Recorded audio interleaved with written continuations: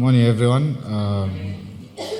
I'm Vivek, working for Bell Equipment in Richards Bay. The workshop that I manage, we manufacture material handling equipment for the sugarcane industry and the timber industry. I've had a lot of challenges ever since I came into the position, and through the course I've been able to navigate through a lot of the challenges that we experience in manufacturing, and we've been able to produce quite good results in that time. So a bit of background on me. I started working for Bell Equipment in 2013 as an apprentice mechanic.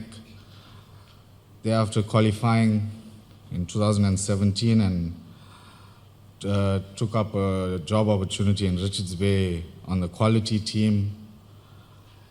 And I was offered an opportunity to join a new company that was still coming up. So at that time, HVAC equipment, and that was where I expanded my knowledge, especially on timber products. I worked a lot with mining and construction, the sugarcane industry, but this is where I learned a lot about the timber industry and the impact on the global economy. And I started off as a field service mechanic, and over the years I've been given added responsibilities, which brought me to my current position where I manage the workshop for Bell Equipment. With my project, I targeted areas in which we could improve without capital investment. So it's just by changing the attitude of the workforce, and also by upskilling employees with what resources are available, training programs that are available through the company, and we've managed to do quite a bit. It's still not complete. It's always a work in progress, but we've made a lot of progress in the last 2 years. My project, I focused mainly on a few of our high volume products, and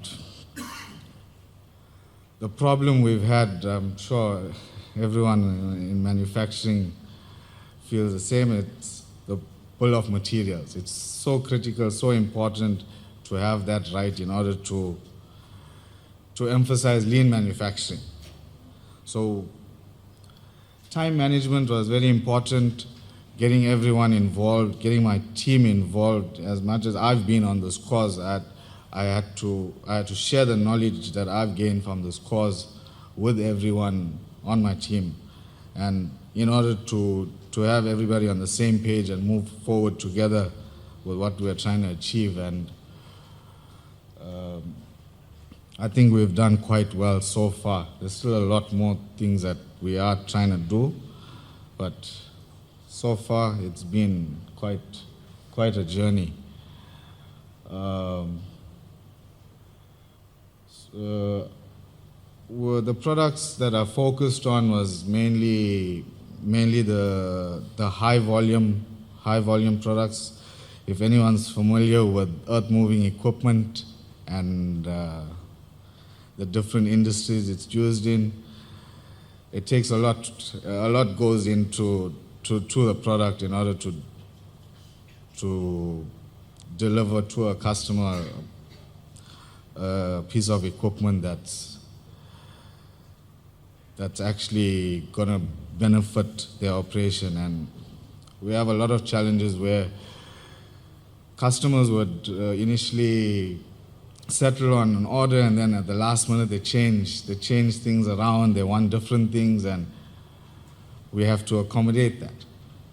And this course has helped me navigate through a lot of those challenges that I've faced. One of the main things I focused on was the Altico 6. I'm not sure if anyone's heard of that. It's a piece of equipment that's used to load sugarcane onto a trailer for processing. So we looked at the overall product and how we could improve the production, because the year 2023 was a year that we had produced our best numbers. And we looked at the engineering aspect of it and what could be changed and how would it affect existing customers with existing units in field. We didn't want to bring too much of change all at once, but we wanted it to be cost effective and still emphasizing delivering the best quality product. So we looked at a few items that could be changed, and we managed to get a lot of money saved long term for the company. And with new design concepts that we introduced, management buy-in wasn't really difficult, because there wasn't any capital to put up by the company.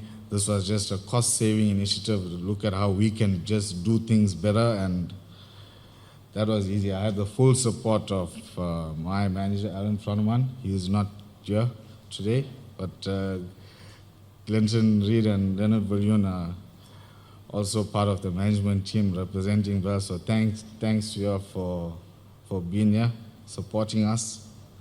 And there's a whole, it was a whole lot of people involved. I have a team of 52 people. So it was a lot of different people involved at different times, and getting everyone up to speed with what we want to achieve and the timelines. So everyone's been involved every step of the way with my project.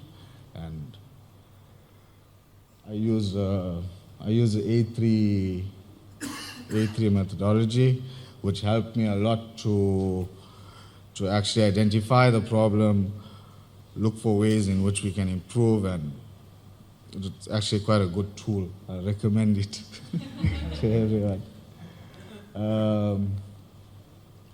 So a lot of the emphasis was placed on process improvement.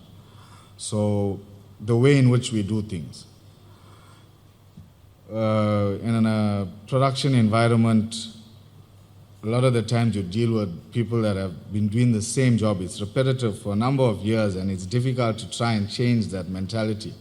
So in order for you to change it, you gotta make sense to people. You gotta be able to relate to them.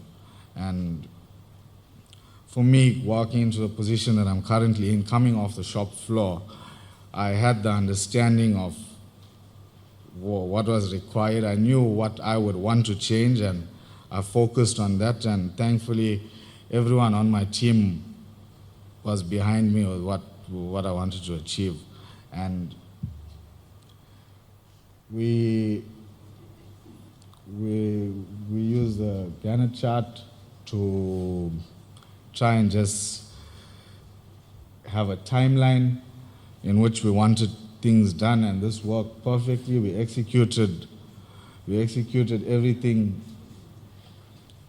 as displayed on the chart, and our numbers were quite good. The focal points was for production pre-assemblies.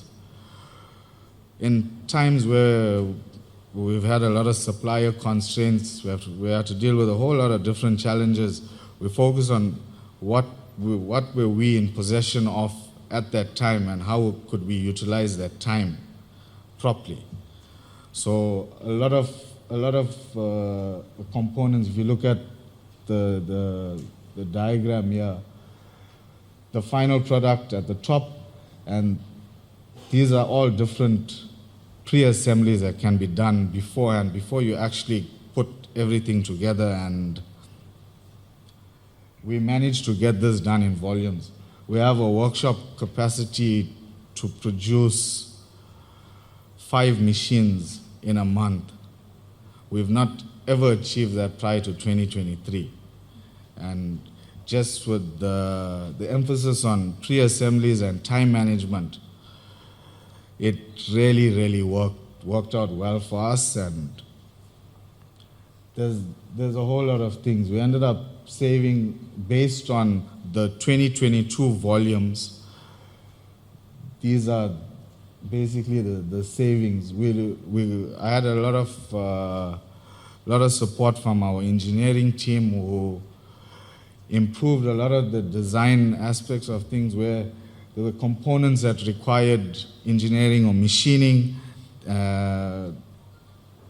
We tried to minimize that cost by doing a couple of redesigns. We've got a lot of stuff in testing, so what you see here is just one aspect of it. There's a whole lot of stuff that's still coming. We've got it in testing, and before it hits production, we've got to make sure that everything works before we make the change. So there's a whole lot of more saving that we're going to achieve in 2024 as well. And it just takes me back to the basics and how to best utilize the 8-hour day, because it's an environment where you start work at 6 and you finish at 2 in the afternoon. So you have those 8 hours, you've got to try and make the best use of it. And to emphasize that to people on a daily basis, it can be very challenging at times, because not everyone's of the same wavelength, not everyone understands things the same. So you gotta then break it down and simplify it in order to get your message across, your point across. And I think in this past year we've achieved that, and we're just looking to build on that. I didn't want to go too much in depth with the changes we've made, because it's engineering, and I don't want to start talking shop. I don't want to do that. So yeah, the main thing is I'd like to emphasize we're an operation that prior to 2023 we produced 2 machines a month. We increased that by 3. We now produce 5 machines a month. We have the capacity.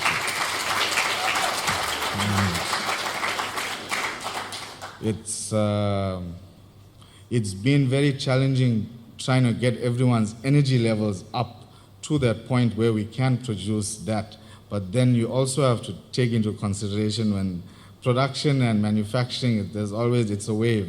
You ride it when it's there, and then you get your quiet patches. And you got to have a plan for that time. How do you best utilize that time that you have? And that's where now with these tools from the cause, that's some of it, where we're looking forward to just building a better quality product available to our customers and being able to support that.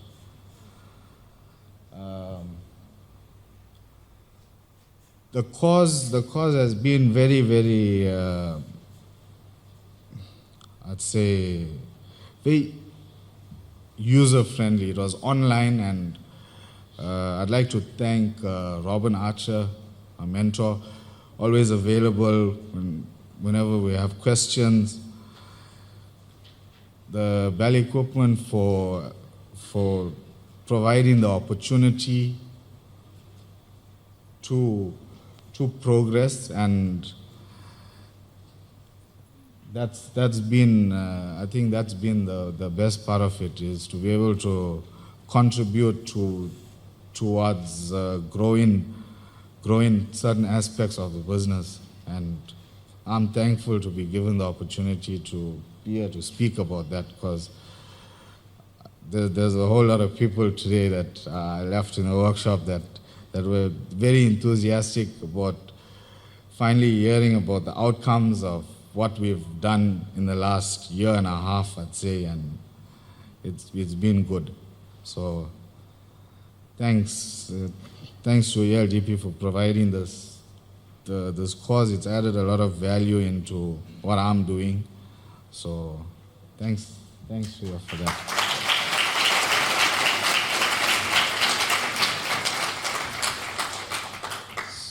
This is just to give everyone an idea of production levels from 2022 versus 2023, and we've more than doubled on that.